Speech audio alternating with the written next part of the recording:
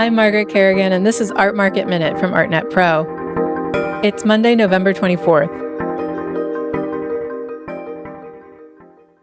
Last week was one of the biggest weeks of the year for the market, New York's marquee auctions. Records were shattered and billions of dollars were dropped. It was just the boost of confidence the art market needed after nearly 3 years of sharp contraction. But is it a rebound? Let's review the highlights. Big estates made a big difference this year. The big winner was Sotheby's, which christened its new global headquarters at the Breuer Building with a $706 million night on Tuesday, the biggest haul in its 281-year history. That was buoyed by a dedicated 24-lot sale of works from the mega collector Leonard Lauder's estate, accounting for nearly 75% of the total sales that evening, which also included the house's The Now and Contemporary sales. Still, the combined $178.5 million that the latter two sales raked in was still 58.9% higher than the same sale last year. Christie's kickstarted the week on Monday with its $690 million 20th century sale, which was up 41.9% from the equivalent sale last November. An 18-lot offering from the collection of Robert and Patricia Weiss, including a $62 million Rothko, accounted for about a third of that total figure. There were also major $50 million plus masterpieces up for sale, which we haven't seen many of in the last 2 years. Gustav Klimt's portrait of Elizabeth Lederer from the Lauder collection sold for $236.4 million at Sotheby's on Tuesday.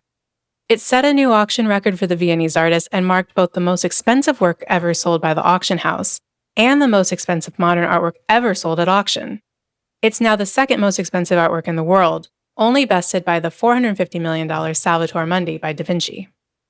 Sotheby's also set a new world record for Frida Kahlo on Thursday night, when the artist El Sueño sold for $54.7 million, also in a dedicated sale from a private collector.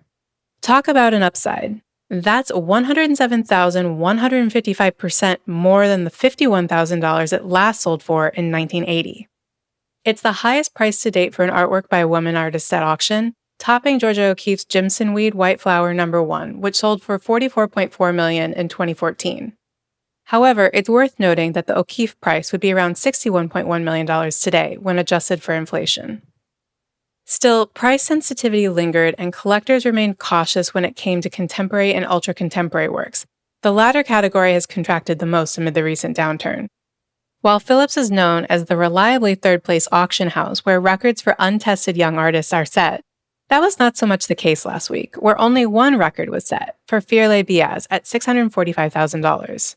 It was promptly reset to $1.1 million at Christie's a couple hours later when another work by the artist sold.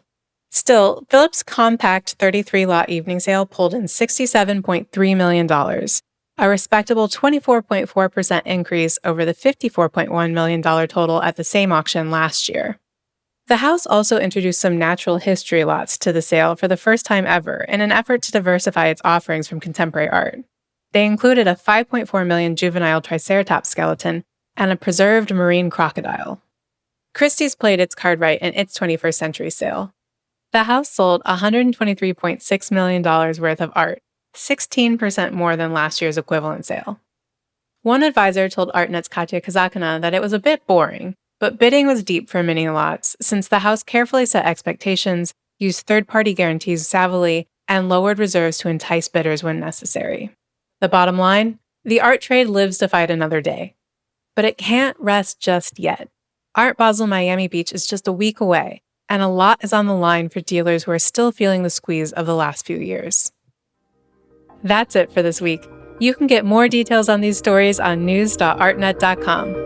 Make sure to subscribe on Apple Podcasts or Spotify or wherever else you get your podcasts to stay up to date on the latest news in the art market. Please also take a minute to rate and review us to help others discover what we're doing. Art Market Minute is produced by Sonia Manalili and me, Margaret Kerrigan. We're taking a break next week, but we'll return on December 8th. See you then.